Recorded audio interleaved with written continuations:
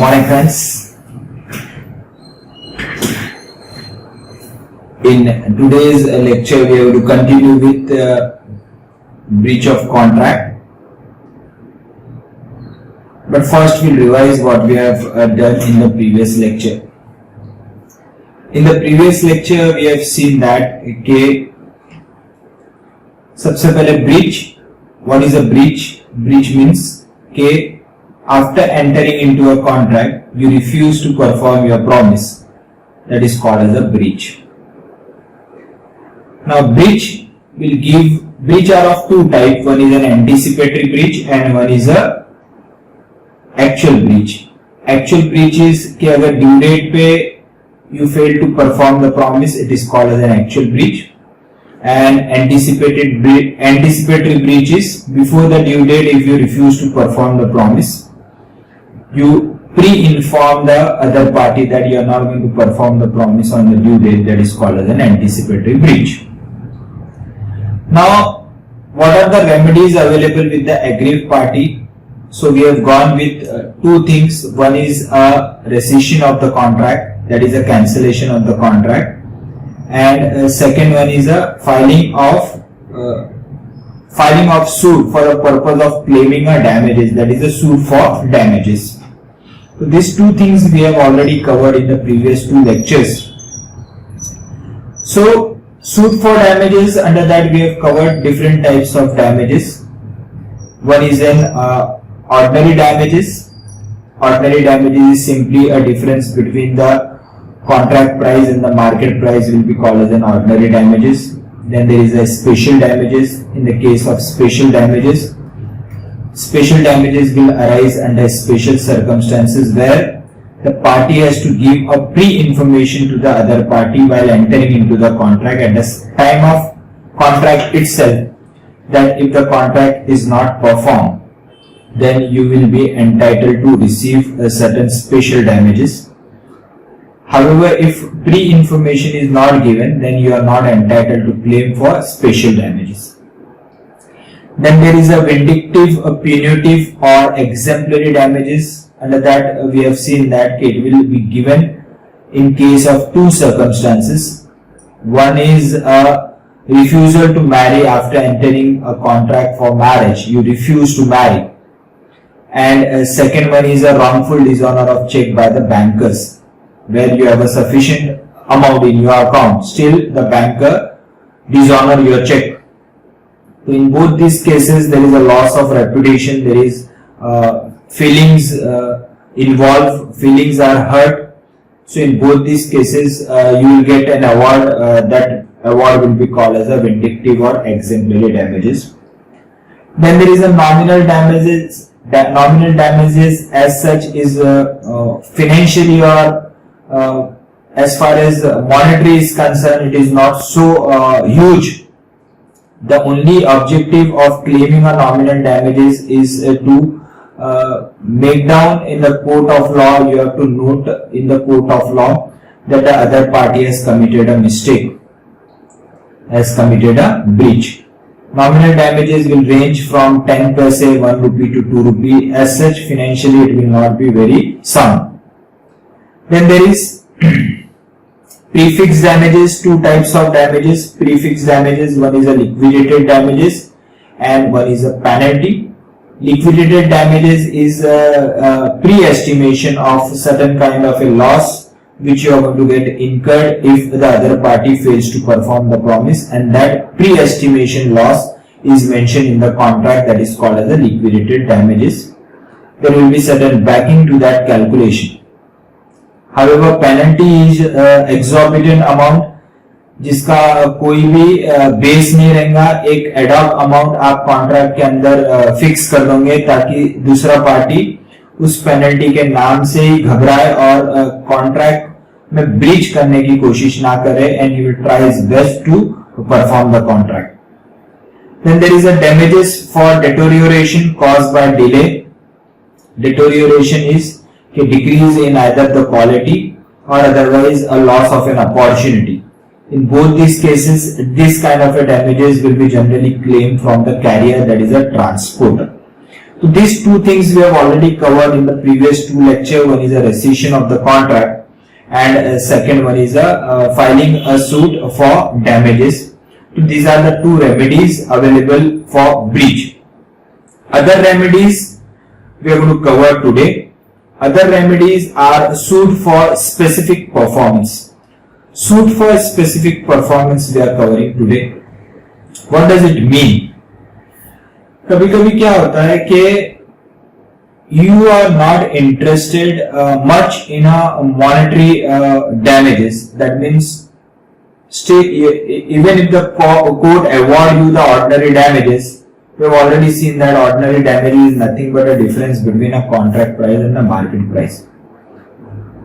So sometimes the party may not be interested in getting the ordinary damages. He wants the other party to perform the promise which he has given. He is more interested not in a value of damages monetary wise, but he wants the other party के जो उसने promise किया है वो perform करे. Damages में मुझे interest नहीं है. मैं चाहता हूं कि जो आपने promise किया है आप आपके promise को निभाए. So in these circumstances, court will give you an award for specific performance. That is, court will order the defaulting party कि आपने जो प्रॉमिस किया है वो आप परफॉर्म करो. जैसे कि कभी कभी I enter into I am setting up a new factory. एक न्यू फैक्ट्री में एस्टैब्लिश कर रहा हूं.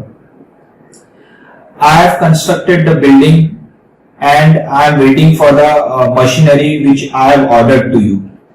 आपको मैंने एक मशीनरी का ऑर्डर दिया है और आपने मुझे बोला कि आप वो मशीन 10 दिन में सप्लाई करोगे worth ₹10 lakh.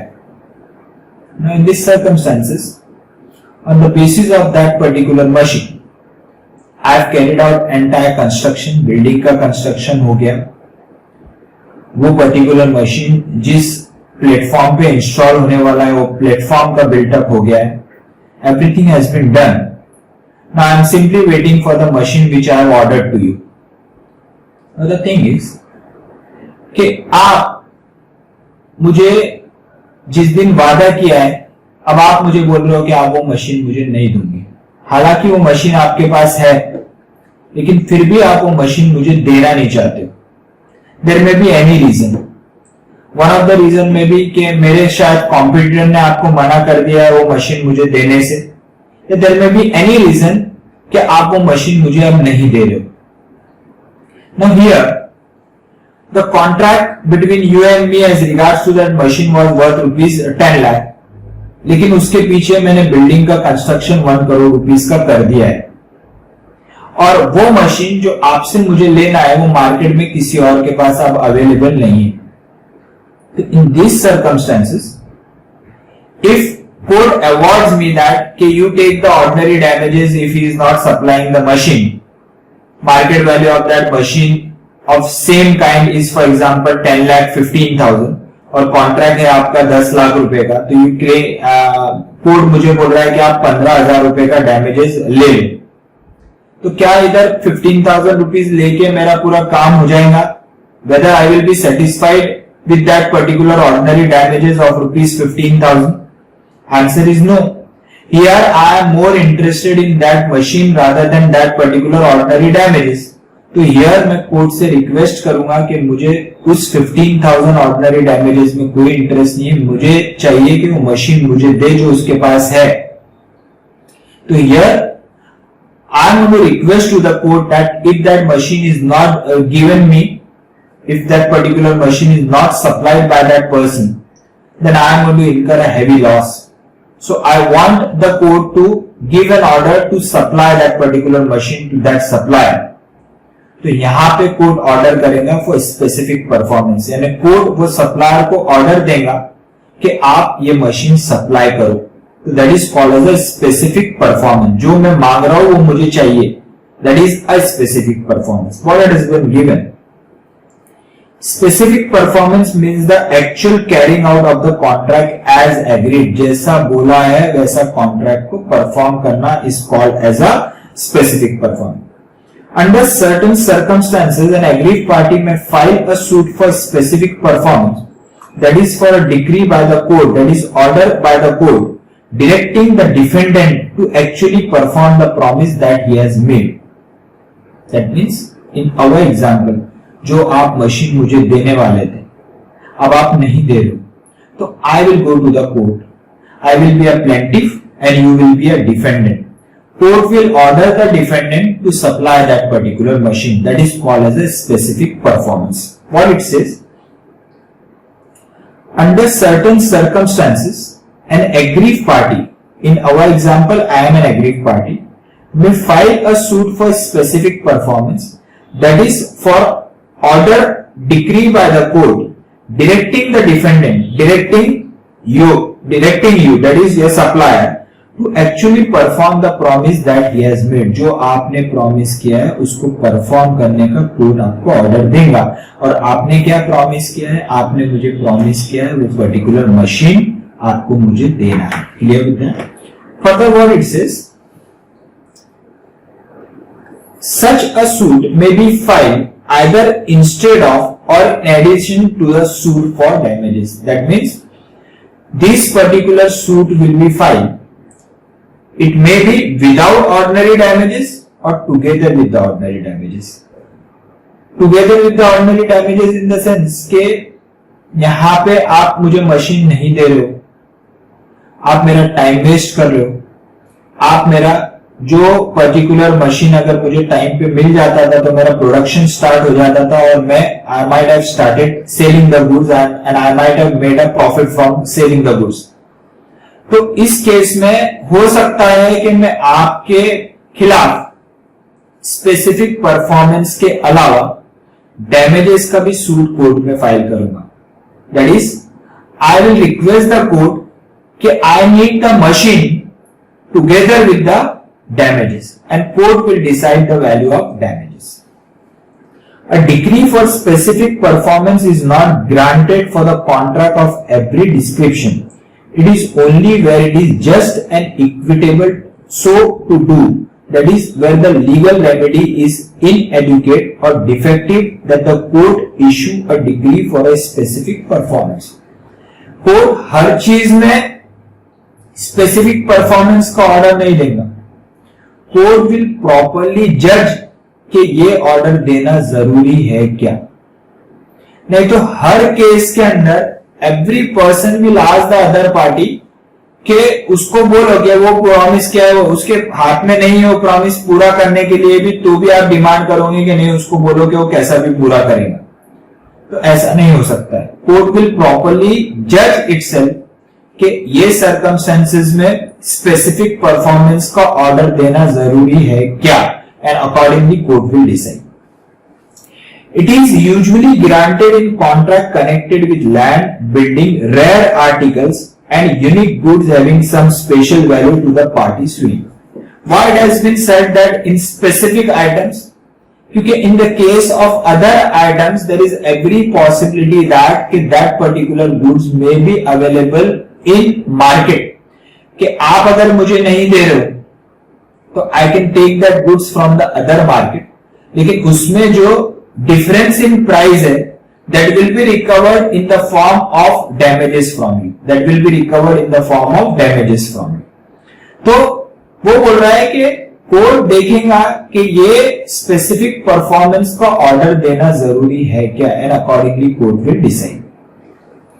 Specific performance is not granted as a rule in the following cases: where monetary compensation is an adequate relief, where court feels that monetary compensation, that is a damages देना is sufficient award for the aggrieved party. यानी आप पैसा ले लो और छूट जाओ. पैसा आपको सामने वाला पार्टी जो डिफॉल्टिंग पार्टी है वो आपका डिफरेंस प्राइस दे रहा है, या फिर अगर आपने स्पेशल डैमेजेस का क्लेम डाला है वो भी अगर देने तैयार है, तो then in that circumstances court will see to it के स्पेसिफिक परफॉर्मेंस की जरूरत नहीं है, यहाँ पे डैमेजेस इज सफिशिएंट अवॉर्ड, और वो लेके एग्रीड पार्टी को घर चले जाना है. What it says, where monetary compensation is an adequate relief, thus the court refuse specific performance of a contract to lend or to borrow money or where the contract is for the sale of goods easily procurable elsewhere. That means market में अगर आप मुझे माल नहीं दे रहे हो, जैसे कि इन अवर एग्जाम्पल आपसे मुझे मशीन लेना था, अगर वो मशीन रेयर मशीनरी नहीं है, यानी मार्केट में वो कहीं पे भी मशीनरी इजीली अवेलेबल है, तो इन दैट सर्कमस्टेंसेस कोर्ट मुझे क्या बोलेगा कि ठीक है वो मशीन नहीं दे रहा है लेकिन वो आपको डैमेजेस देने के लिए तैयार है, तो फिर दिक्कत क्या है? आप उससे डिफरेंस, जैसे कि 10 लाख की मशीन है, मार्केट में वही मशीन 10,15,000 की अवेलेबल है या 10,50,000 की अवेलेबल है या 11 लाख की अवेलेबल है, और आप मुझे वो मशीन नहीं दे रहे हो, लेकिन कोर्ट ने अगर आपको ऑर्डर किया है कि आप डैमेजेस दो 1 लाख रुपए का, जो डिफरेंस प्राइस है मार्केट में 11 लाख में और आपको 10 लाख रुपए आप मुझे दे रहे थे, और आप वो 1 लाख रुपए का डिफरेंस मुझे देने तैयार है, तो फिर why I can ask for a specific performance? Court क्या बोलेगा कि जब वो डिफरेंस प्राइस आपको देने तैयार है तो आप डिफरेंस लो, उसमें आप 10 लाख रुपए डालो और मार्केट से वो मशीन ले लो। Why you want that वही आपको मशीन दे? तो उस केस में स्पेसिफिक परफॉर्मेंस का कोर्ट ऑर्डर नहीं देगा। स्पेसिफिक परफॉर्मेंस का कोर्ट ऑर्डर कब देगा? कोर्ट देखेगा कि ये पर्टिकुलर मशीन यूनिक मशीन तो नहीं है, रेयर मशीनरी तो नहीं है। अगर इंडिया में वो मशीन या कहीं पे भी ये मशीन अवेलेबल नहीं है, तो in that case I can request the court कि ये मशीन अगर मुझे नहीं मिलता है तो मार्केट में ये मशीन कहीं पे भी अवेलेबल नहीं है, और मैंने जो फैक्ट्री का 1 करोड़ रुपीस का कंस्ट्रक्शन किया है उसमें आई am going to incur a heavy loss, तो please ask the supplier to supply that particular machine. तो in case of a rare items the court may order for specific performance. Further, where the contract is for personal service, example, contract to marry or to paint a picture, in such a contract, injunction is granted in place of specific performance. Injunction, that is an order which forbids the defendant to perform a like personal services for other person. That means कि अगर कोई particular contract personal service का है, जैसे कि अपने दोनों के बीच में कोई मैरिज का कॉन्ट्रैक्ट हुआ है, लेकिन फॉर सम रीजन और the other you feel that के I am not a suitable person for marriage and you are denying for marriage, तो in these circumstances If I go to the court of law and ask that नहीं आप इसको order दो कि वो मेरे से ही शादी करेंगी, तो ये पॉसिबल नहीं है। Court will look into the factor that why there is a reason you have refused to marry. There may be a number of circumstances. I am an insane. मैं पागल हूं, आपको ये बात बाद में मालूम पड़ी, या फिर मैं बहुत एग्रेसिव हूं, गुस्से का तेज हूं, ये सब चीजें आपको बाद में रियलाइज हुई। पहले आपने प्रॉमिस कर दिया था, लेकिन over the period you have realize कि मेरा कैरेक्टर इज नॉट मेरा कैरेक्टर ठीक नहीं है, मैं गुस्से का बहुत तेज हूं, and now you are refusing to marriage. तो in this circumstances I can not ask the court कि नहीं आप ऑर्डर दो कि वो मेरे से ही शादी करेंगे, तो इन दिस केस वो पॉसिबल नहीं।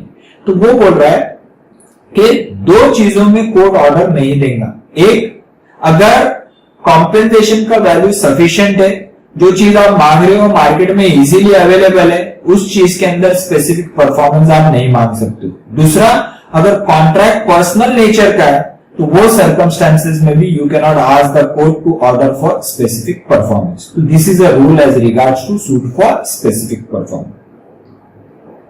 And last one is suit for an injunction. Injunction का मीनिंग है रोकना।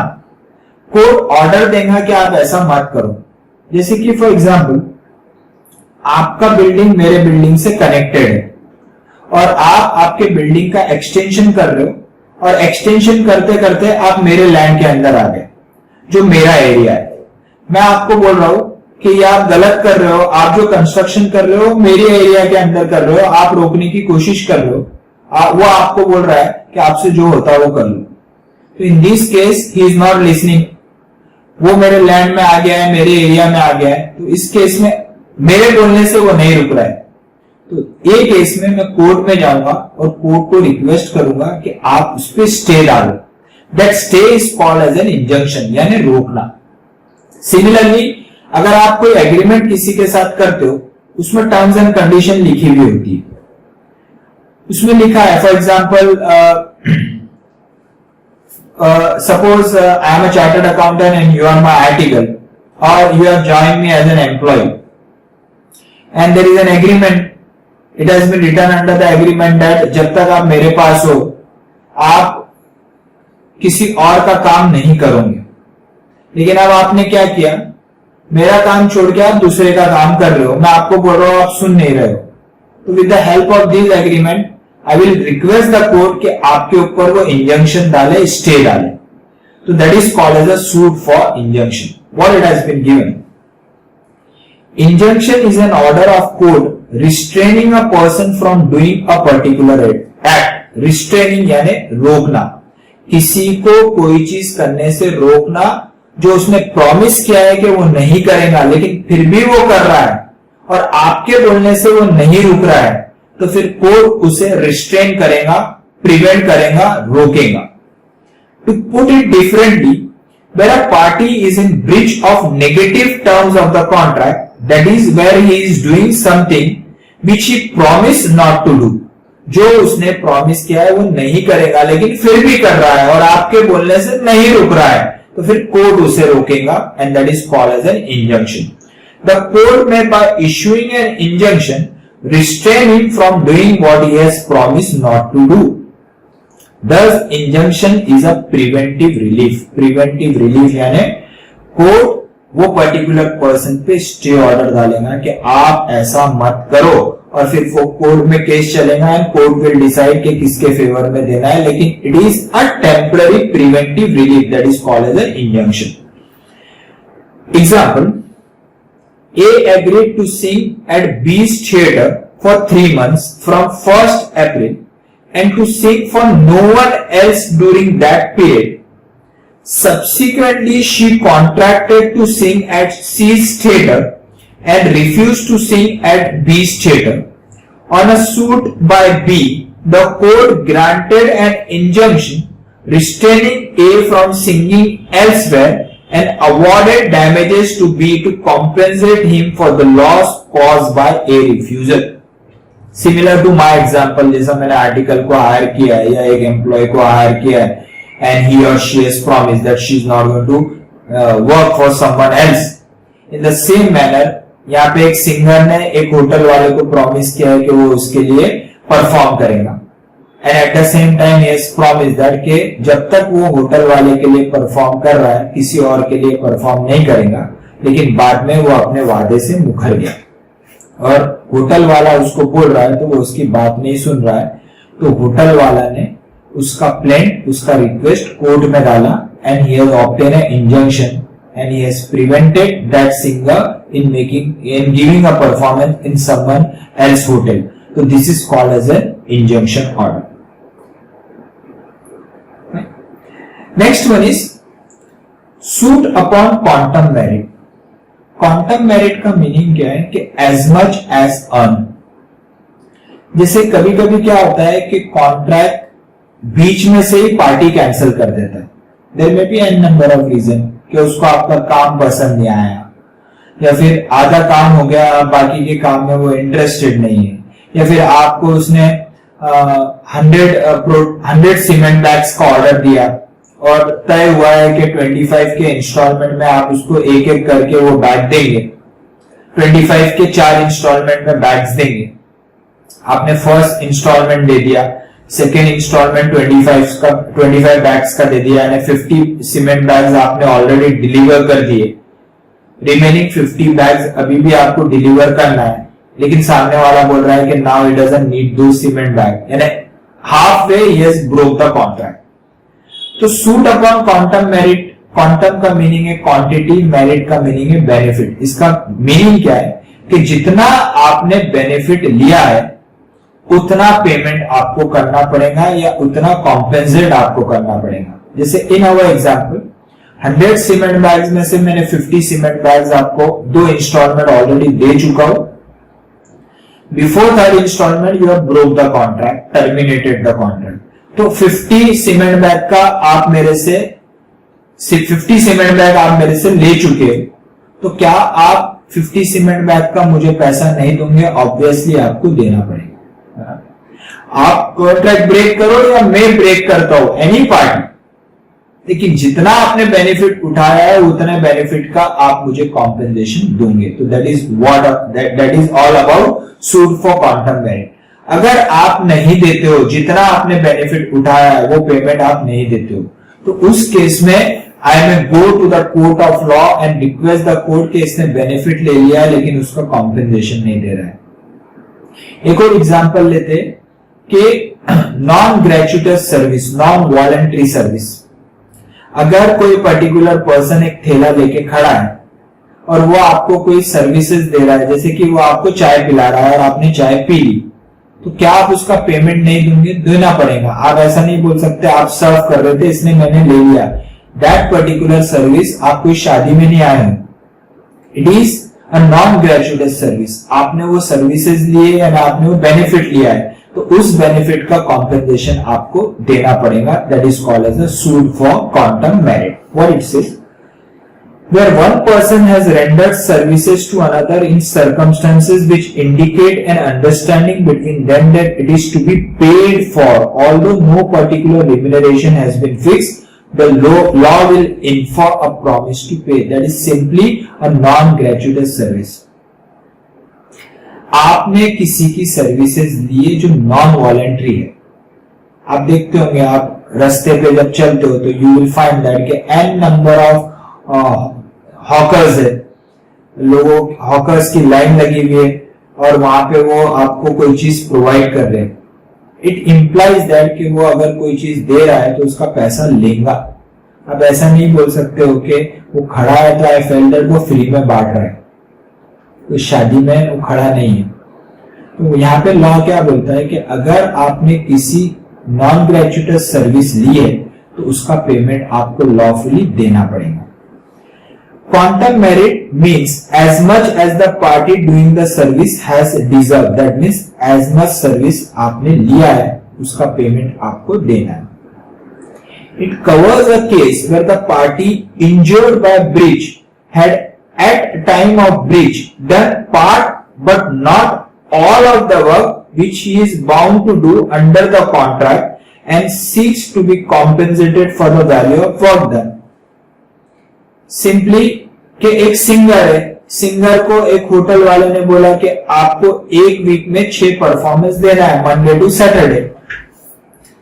आपने 3 दिन का परफॉर्मेंस दे दिया, चौथे दिन सामने होटल वाले ने वो कॉन्ट्रैक्ट को ब्रेक कर दिया और वो बोला कि अब आपकी सर्विसेज की मुझे जरूरत नहीं है। तो सिंगर ने 3 दिन का परफॉर्मेंस दिया है तो 3 दिन का रेम्यूनरेशन उसको चाहिए, 3 दिन की सैलरी उसको मिलना चाहिए। तो यहाँ पे अगर होटल वाला वो 3 दिन की सैलरी देने से इनकार करता है तो then that singer is entitled to file a suit against that hotelier and that suit will be called as a suit for specific performance, suit for upon quantum merit. For the application of this doctrine 2 condition must be fulfilled. It is only available if the original contract has been discharged. Original contract.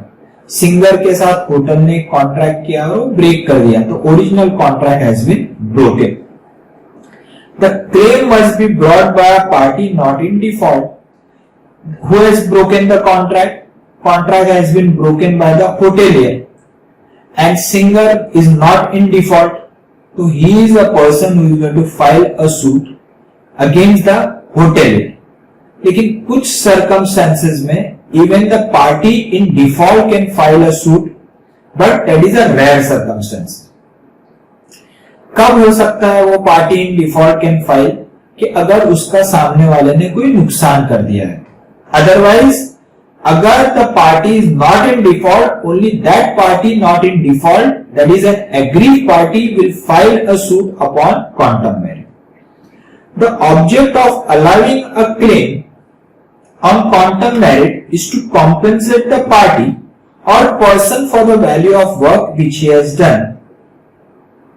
Damages are compensatory in nature, while quantum merit is restitutory, that it is but reasonable compensation awarded on application of contract to remunerate. What it says, damages are compensatory in nature while quantum merit is restitutory. restitutory का meaning क्या है कि वो particular party को वो same position पे लाना, अगर प्रॉमिस दोनों पार्टी फुलफिल करते थे तो जो पार्टी आज एग्रीव पार्टी है, अगर सामने वाला पार्टी उसका प्रॉमिस पूरा करता था तो एग्रीव पार्टी अगर नहीं रहता था, अगर सामने वाला प्रॉमिस करता था, तो वो जो पोजीशन उसकी रहती थी वो पोजीशन में लाना इज अ क्वांटम मेरिट। जैसे कि 7 दिन का सिंगर को 6 दिन का काम दिया है सिंगर को होटल में परफॉर्म करने का और हर डे का 1000 रुपीज फिक्स हुआ है, तो अगर उसने 3 दिन परफॉर्मेंस दिया है तो 3 दिन बाद उसको कितना पैसा मिलना चाहिए था? 3000 रुपीज मिलने चाहिए थे। तो वो 3000 रुपीज उसको with the help of this suit मिलेंगे, यानी he will be restitute, that means he will be put in the same position अगर कॉन्ट्रैक्ट बराबर तरीके से परफॉर्म होता है। बराबर तरीके से क्या हुआ है? 3 दिन का परफॉर्मेंस हो गया, आप पैसा दो, फ्री करो, तो that is called as a restitution. The claim for quantum merit arises in the following cases. ये सब केसेस में क्वांटम मेरिट का सूट फाइल कर सकते हैं। What is the first one? When an agreement is discovered to be void और when the contract becomes void. void ab initio की बात नहीं कर रहे, void that means contract जब एंटर हुआ, जब वैलिड था, हाफ वे परफॉर्म भी हो गया कॉन्ट्रैक्ट और बाद में कॉन्ट्रैक्ट void हो गया for any reason. Example, supply of liquor, 1000 bottles of liquor had to be supplied in 10 different installments. I have supplied 3 installments of 300 bottles of liquor. लेकिन after supplying 300 bottles, after giving 3 installment, there is a law. Maharashtra government ने एक law पास किया, notification दिया कि there is a ban on sale of liquor. तो इस circumstances में मैं ऑलरेडी 3 इंस्टॉलमेंट दे चुका हूं, चौथा इंस्टॉलमेंट नहीं दे सकता हूं क्योंकि कॉन्ट्रैक्ट हो गया अब void on account of illegality. तो जितना मैं इंस्टॉलमेंट दे चुका हूं उतना पेमेंट मुझे लगेगा। 300 बॉटल्स मैं आपको दे चुका हूं, 300 बॉटल्स का पेमेंट आपको मुझे देना पड़ेगा। क्वांटम मेरिट, क्वांटिटी का बेनिफिट कितना उठाया? 300 बॉटल्स का आपने बेनिफिट उठा लिया है, तो वो 300 बॉटल्स का कॉम्पेंसेशन आपको मुझे देना पड़ेगा। Second, when something is done without any intention to do gratuitously, I just now told you that कि अगर मैं नॉन वॉलंटरी सर्विसेज दे रहा हूं और आपको भी पता है कि ये सर्विसेज नॉन वॉलंटरी है और उसका आपने बेनिफिट मेरे से लिया है, तो उस बेनिफिट का कॉम्पेंसेशन आपको मुझे देना पड़ेगा। Where there is an express or implied contract to render services, but there is no agreement as to remuneration. जैसे कि सर्विसेज आपने ले ली, रिम्यूनरेशन फिक्स नहीं हुआ था, तो क्या आप पैसा नहीं दोगे? देना पड़ेगा। And what will be the remuneration? It will be reasonable remuneration, यानी जो अगर अमाउंट फिक्स नहीं हुआ है, सर्विसेज आप ले चुके हो, जैसे कि एक कारपेंटर मैंने बुलाया और उसको बोला कि ये मुझे कबर्ड बना के चाहिए, उसने वो कबर्ड उसको मैंने पूरा मटेरियल सप्लाई किया एंड उसने कबर्ड मेरे लिए बना के दिया है, रिम्यूनरेशन फिक्स नहीं हुआ था, तो पैसा देना पड़ेगा कि नहीं देना पड़ेगा? Obviously you have to give the amount. कितना देंगे? रीजनेबल अमाउंट, जो मार्केट में जो कारपेंटर का जनरली परसेंटेज पे डिपेंड होता है, 30% is a rate prevailing in the market, तो I will have to give him 30%, that is जितना बेनिफिट मैंने लिया है उतना कॉम्पेंसेशन मुझे रियम्बर्स करना पड़ेगा। When one party abandons or refuses to perform the contract, half way में एक पार्टी ने बोल दिया कि अब आपका परफॉर्मेंस मुझे नहीं चाहिए। सिंगर का एग्जांपल, 6 दिन का कॉन्ट्रैक्ट दिया है, 3 दिन बाद बोल रहा है होटेलियर सिंगर को कि अब आपका परफॉर्मेंस मुझे नहीं चाहिए। ओके फाइन, नहीं चाहिए, कोई प्रॉब्लम नहीं, 3 दिन में आपने कॉन्ट्रैक्ट ब्रेक कर दिया 3 दिन का बेनिफिट होटल वाले ने ले चुका है, उस सिंगर का परफॉर्मेंस वो 3 दिन में ले 3 days he has taken the advantage of that 3 nights or 3 days you can call. तो उस 3 दिन के परफॉर्मेंस का पैसा होटेलियर को देना पड़ेगा सिंगर को. Where a contract is divisible and a party not in default has enjoyed the benefit of part performance.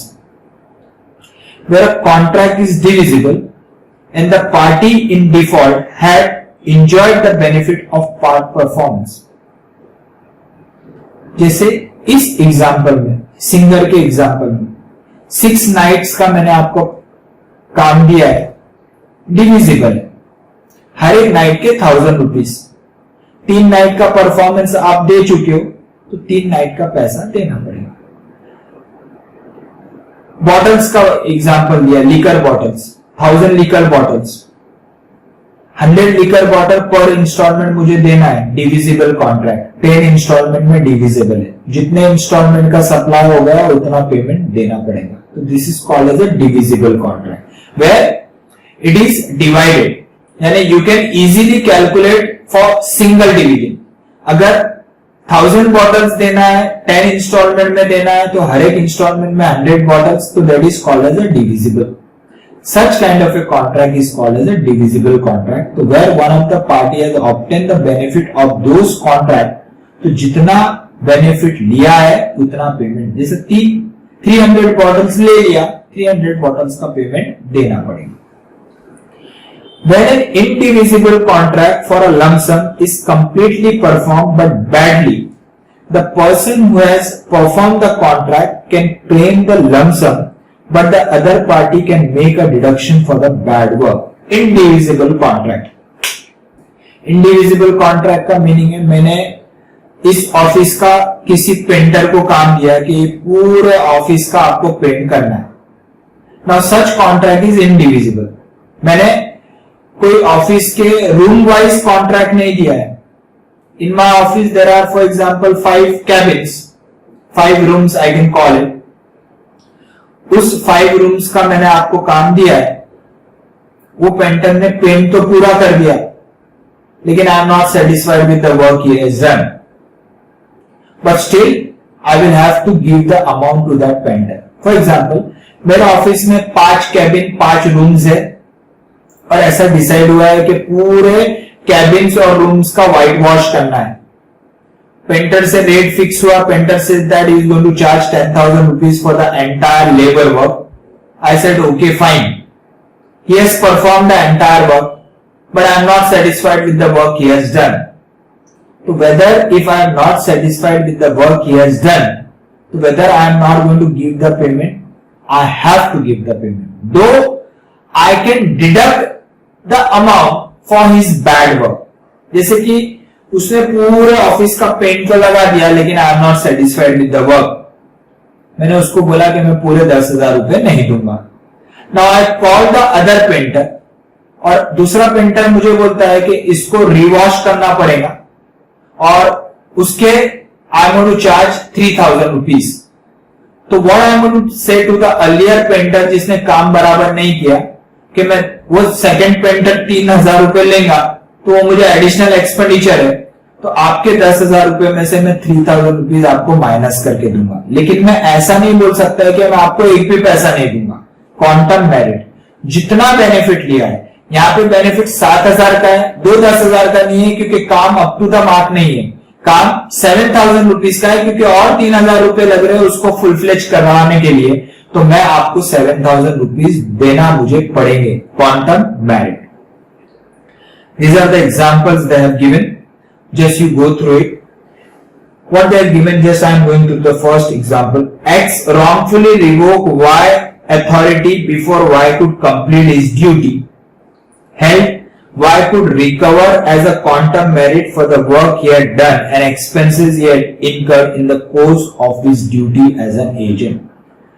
जितना उसने काम किया है, आपने एक पर्टिकुलर टाइम पीरियड के लिए किसी एजेंट को आपके यहां लगाया, किसी सेल्समैन को लगाया, लेकिन वो टाइम पीरियड आने से पहले आप उसकी सर्विसेज को रिवोक कर दे रहे हो.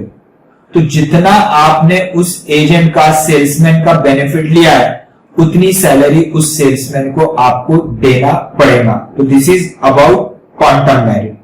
Just you go through this all the examples I have already covered, try to go through it and try to understand, and still if you have any doubt please ping me. I hope you have understood the concept. Just will revise. Now, breach of contract. अगर breach होता है तो aggrieved party के पास क्या क्या सुविधा available है with the help of court of law. उसके पास क्या outcomes अवेलेबल है, क्या रेमेडीज अवेलेबल। पहला, वो कॉन्ट्रैक्ट को कैंसिल करेगा और डैमेजेस के लिए क्लेम डालेगा। डैमेजेस कितने टाइप्स के damages? Ordinary damages, special damages, vindictive और exemplary damages, nominal damages, prefix damages. Prefix damages are liquidated damages and penalty, and last one is damages for deterioration caused by delay by the carrier, right? These are the suit for damages. So first is he can cancel the contract. What is the remedy available with the aggrieved party? He is going to cancel the contract. Second one is he is entitled to claim for damages. That damages may fall in all these sectors. Then there is suit for specific performance. That is what? Okay, if the person is not satisfied with the amount of damages, or he doesn't need a damages in monetary terms, तो then he will request the court के defaulting party को आप उसके promise पूरा करने के लिए बोलिए, ऑर्डर दीजिए। तो that is all specific performance. Specific performance का ऑर्डर कोर्ट कब देगा? जब कोर्ट को लगता है कि ये जो चीज प्रॉमिस किया है वो रेयर है और यही दे सकता है, दूसरा नहीं दे सकता है, मार्केट में इजीली अवेलेबल नहीं है। तो in that circumstances court will order for specific performance. Then there is an injunction. You will go to the court for obtaining an order of injunction, that is called as a suit for injunction, where you feel that कि other party is doing something which is not supposed to do, जो उसने promise किया नहीं करने का फिर भी वो काम कर रहा है। तो उस केस में आप कोर्ट को रिक्वेस्ट करेंगे कि मेरी तो बात नहीं सुन रहा है, आप ऑर्डर दो, उस पर स्टे डालो। That is called as a suit for injunction. And last one is suit for quantum merit, that is as much as earn. जितना आपने बेनिफिट लिया है उतना बेनिफिट आपको रियम्बर्स करना पड़ेगा। If the contract in the midway turn out to be discharge, terminated, void, और if you have obtain any kind of a non voluntary services, non gratuitous services, तो जितना सर्विसेज का बेनिफिट आपने लिया है, जितने क्वांटिटी का बेनिफिट लिया है, जितना प्रोडक्ट का बेनिफिट लिया है, उतना बेनिफिट आपको सामने वाले को रियम्बर्स करना पड़ेगा। That is called as a suit for quantum merit. और अगर आप नहीं देते हो तो फिर कोर्ट आपको ऑर्डर देगा कि आपने जितना बेनिफिट उठाया है उतने बेनिफिट का आप रियम्बर्स सामने वाले पार्टी को दो। तो this is all about remedies for breach of contract. I hope you have enjoyed the lecture. Still if you have any doubt please ping me. Bye everyone.